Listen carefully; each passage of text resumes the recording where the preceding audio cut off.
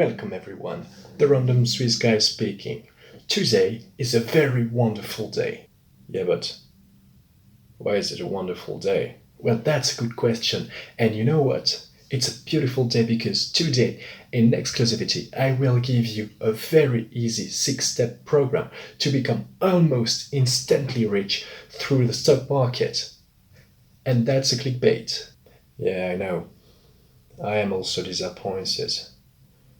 I too wanted to learn how to become instantly rich, but there is nothing like this. Instead, I will teach you how to invest your money in an intelligent manner so you can mitigate the downward risk.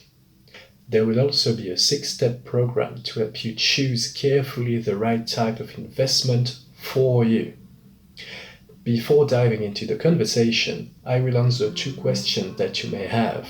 The first question: why should I invest my money in the stock market? It's very risky. And the second question: who can invest in the stock market? I will start answering the second question because it's easier. So who can invest in the stock market? Well, basically anyone, as long as you have the legal age to do so, or that your mental state or financial situation do not prevent you from doing it.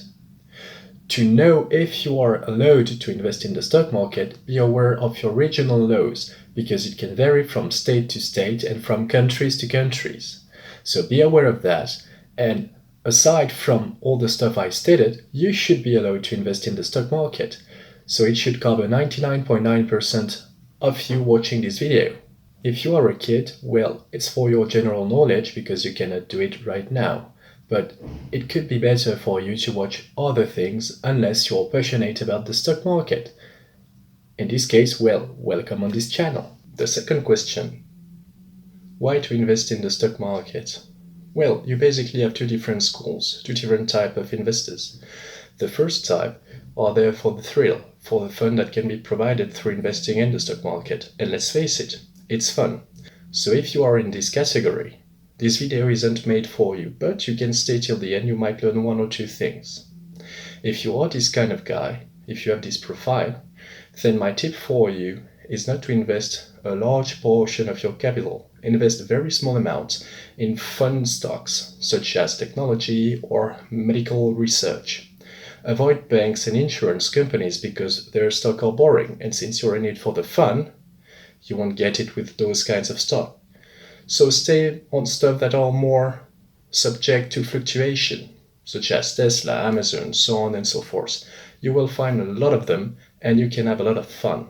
Now, the second category of investors are in the stock market to create and build wealth over time. If you are in this category, this video is made for you and will give you tips on how to do it in an efficient manner. In this category, you have 2 different types of people. You have the wealthy people who have enough money and sometimes enough knowledge to do it themselves. Let's be honest, you are probably not in this category. So if you are in this second category and do not have enough wealth to do stock picking on your own, well, you can invest in funds such as ETF, exchange traded funds. Okay, an ETF. You've got me interested, but what's that? Well, that's a great question, and I'm here to answer it for you. So what's an ETF? An ETF is a type of fund that's quoted in the market. So basically what it means is that you can trade it at any time during the day, and you can know at any moment the price at which it's selling or buying. Therefore, it's more liquid and it's easier to trade. Now, because it's a public fund available to the larger public, it needs to be regulated, and that's really fucking amazing. And why is that, you may ask? Well, because when a fund is regulated, they have some stuff that they have to do and they are regulated on. So for example, they are forced or obliged to publish informations available to the larger public, such as spreadsheets, fund informations, so on and so forth. So you will find the performance history of the fund, how it compares to the index, and who is managing it, the way they are rebalancing the fund, and all the type of informations you want. Most, if not all, ETFs are linked or are replicating an index such as the S&P 500, Russell, the MSCI World, the emerging market, some sectors, the bond market, so on and so forth. You have basically a type of fund for every type of index you may find. So there is really everything for everyone. If you are more into a kind of indexes, you will find an ETF suited for you.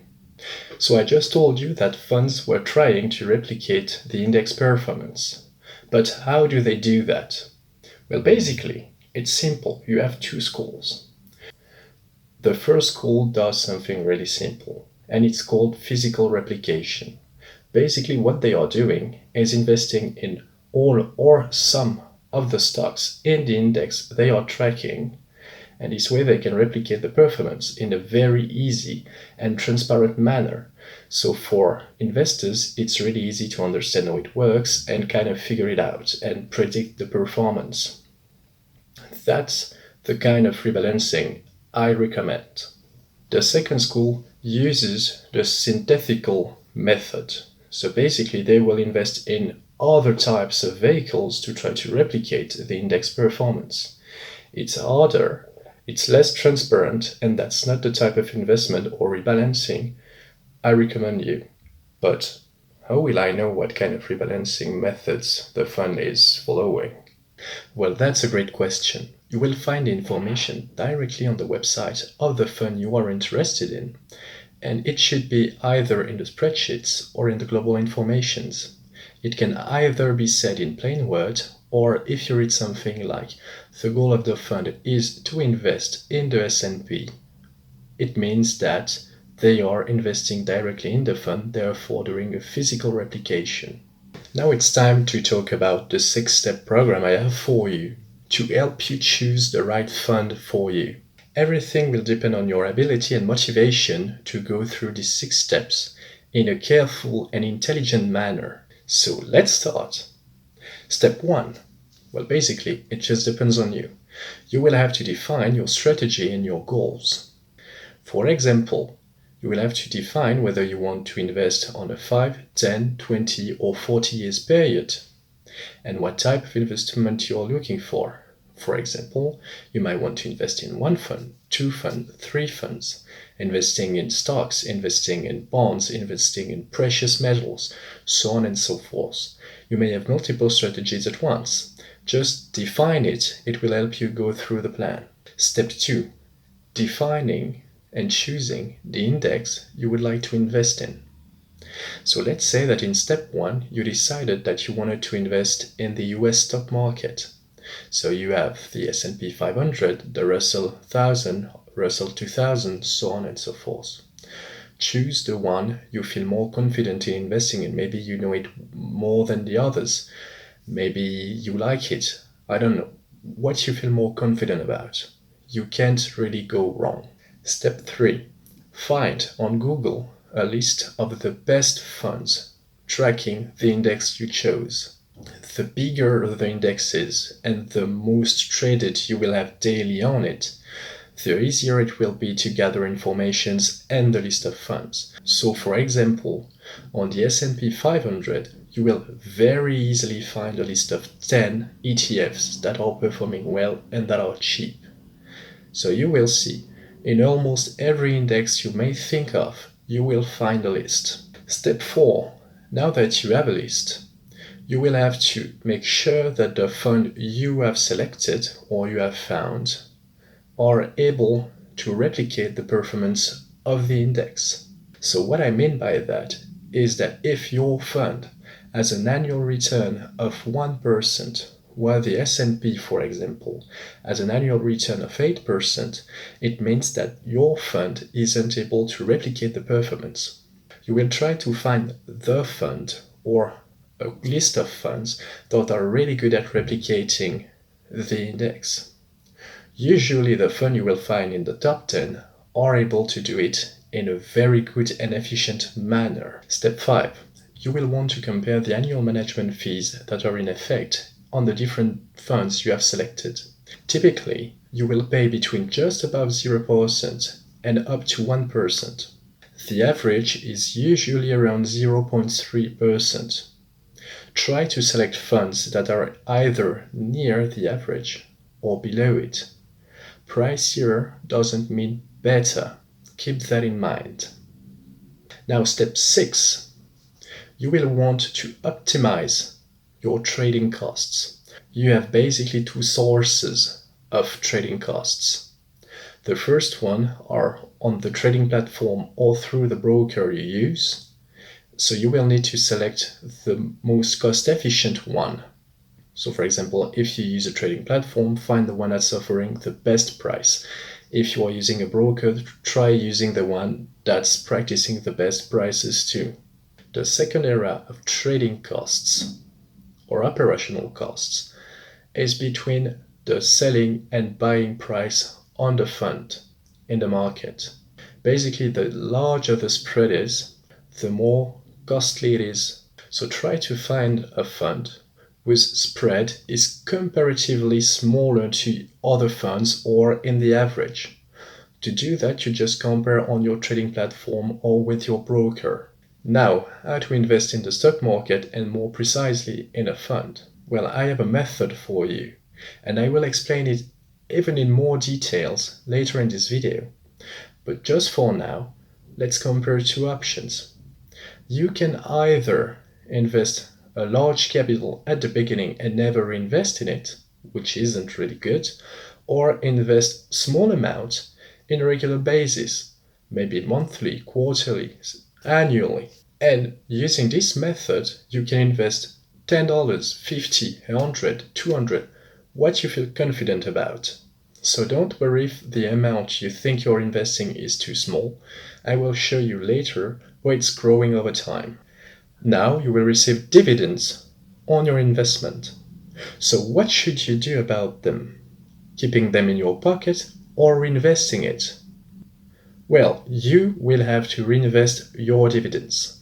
I will show you just after this part why it's really powerful and why it's really important. You won't believe your eyes, so stay tuned. Bear in mind that when you're going through your investment process, you will also have to stay informed about the tax that are applicable in your state or country on dividends and capital. You may be eligible to pay tax on them. So knowing what you should expect will help you prepare in advance the required documents. But why should I listen to him? And why is this way of investing interesting? That is a really good question. And through the following example, you will see why it's so powerful to invest like this. So why investing in a fund versus stock picking? So choosing yourself stocks in which you are interested and want to invest. Investing in a fund helps you diversify your portfolio without investing too much money. Because investing in a fund, maybe just $10, will help you own a fraction of a share of all the stocks in the index the fund is tracking. So this way you are more diversified and therefore you are facing less risk of losing your initial investment. So now let's take a look at the two spreadsheets that appeared on the screen. Now if you look at the top spreadsheet, you will see 5 stocks that are facing the ups and downs of the stock market through a period of time.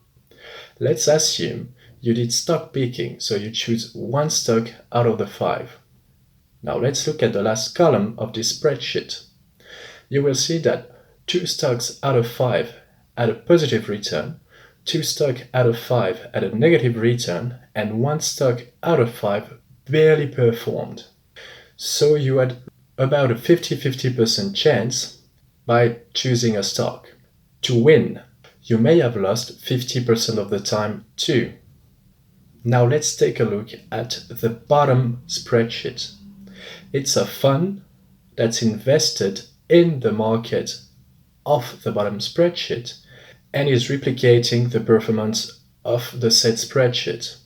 If you look at the end performance of this fund, you will see that it's positive with a near 1% return. Now let's compare it to the top spreadsheet. Only 2 stocks outperformed the fund. So you had 3 chances out of 5 to fail performing like the fund. So investing in the fund was a safest way to invest. Keep that in mind. Now, why should you invest the same capital on a regular basis? Well, basically, it helps you smoothen your performance. Now you will see appear on your screen 2 different spreadsheets. If you look at the left one, you will see that I invested the same capital, but with 2 different methods. If you look at the top line of the left spreadsheet, you will see that I invested $100 at the beginning of the investment period. It then went for 4 periods through the stock market and was facing the ups and downs. The end performance is negative by just a bit above 2%. Now, I invested $25 every period with an end capital of $100, and through this method of investment, I end up with a positive return at about 0.5%. So this way, you smoothen the performance and you end up with a positive return. Keep that in mind, you will see that it's really powerful. Now, a common reaction through a market crash is to stop investing, and that's wrong. Now, if you look at the right spreadsheet, you will realize that on the first period there was a market crash. So, using the same method as the left spreadsheet, I invested $100 on the first investing period and never reinvested anything. I end up with a negative return of near 5% because of the market crash. Now, I did the same thing as before. I invested $25 during every period. 25 were invested and faced the market crash, but others didn't. And through this method, I ended up with a positive return of near 4%. Because it smoothened your losses and your gain. Always invest even if the stock market is going down, because you cannot predict when it's going to go up again. And if you look at the market trends on a very long period of time, maybe 20, 30, 40 years, you will realize that the stock price is always going up. To see the market going down, you will have to look at a very small frame, like maybe a year or 3 years.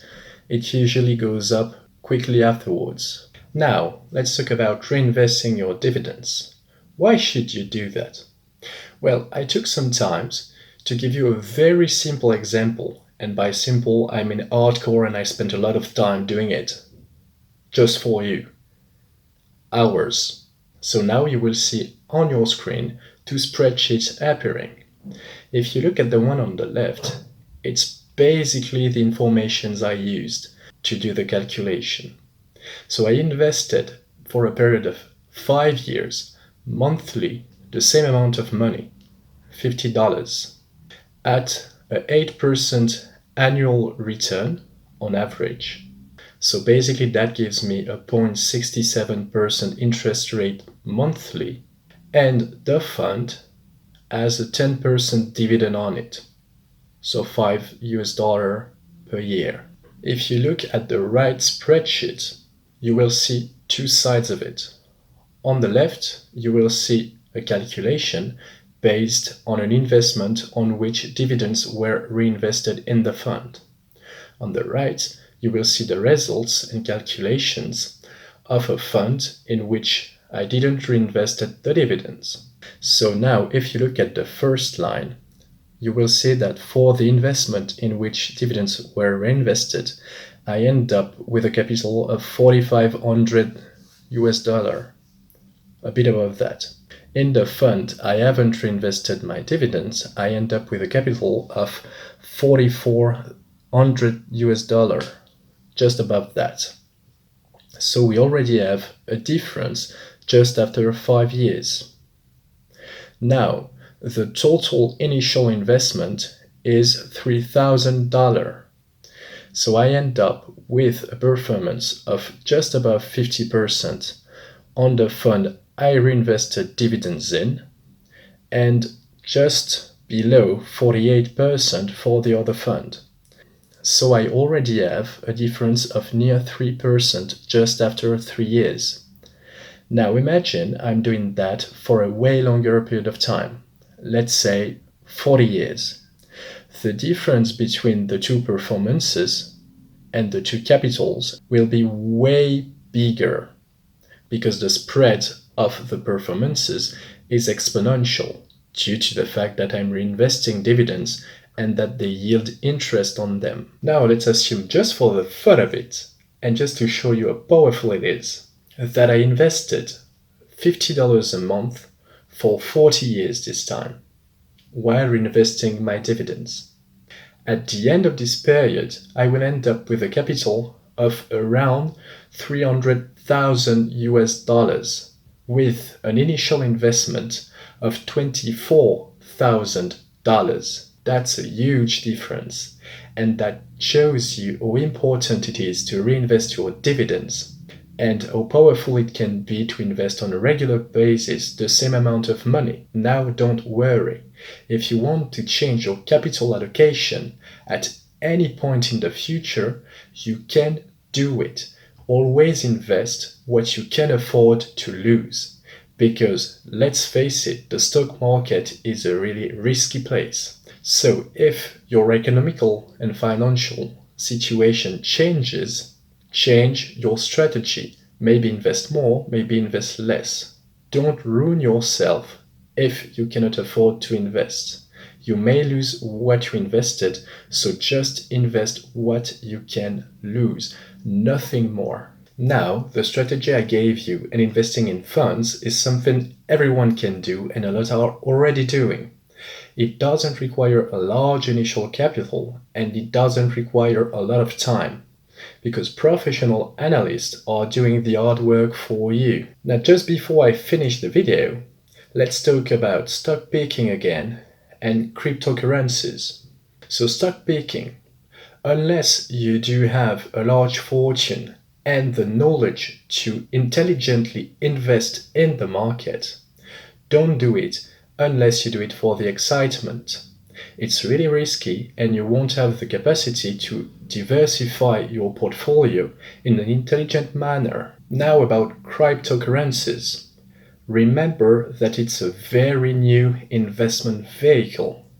So we don't know a lot about it yet and it's really speculative. So you really risk to lose a lot of money on it. Let's also remember that it's not based on something concrete and something that you can actually analyze. So there is no real way to analyze the future performance and the actual real value of the thing, rendering it even more speculative. So unless you have the time to constantly check the price valuation and fluctuation of your cryptocurrency, stay far from it. Unless you just want to play and are in it for the thrill. This video has been long enough already, so it's time to conclude. If you are looking to grow your wealth through a long period of time, the strategy I gave you is for you. I know it's not as fun as stock picking, but the younger you are and the younger you start investing this way, the more efficient it will be. Now you are not stuck with one of the two strategies. You can allocate a part of your capital to growing your fortune and another part to stock picking. Therefore, you can have some fun while knowing that your fortune is slowly building. Also, never forget that in the stock market and anywhere else in life, if something is too good to be true, well, it's just too good to be true. If you liked this video, please let me know by clicking on the like button, consider subscribing, and if you like to stay informed of the future video on this channel, click on the bell. If you have any subjects you would like me to talk about, you can write me on the comments and the most liked comment will be the subject of the next video. If you have any questions, you can also write it down in the comment section or through my email that will be linked in the description. The article and sources I use to make this video or that I find interesting will also be in the description. In the meantime, I wish you a good night or good day, since time doesn't exist on YouTube, and see you in the next video.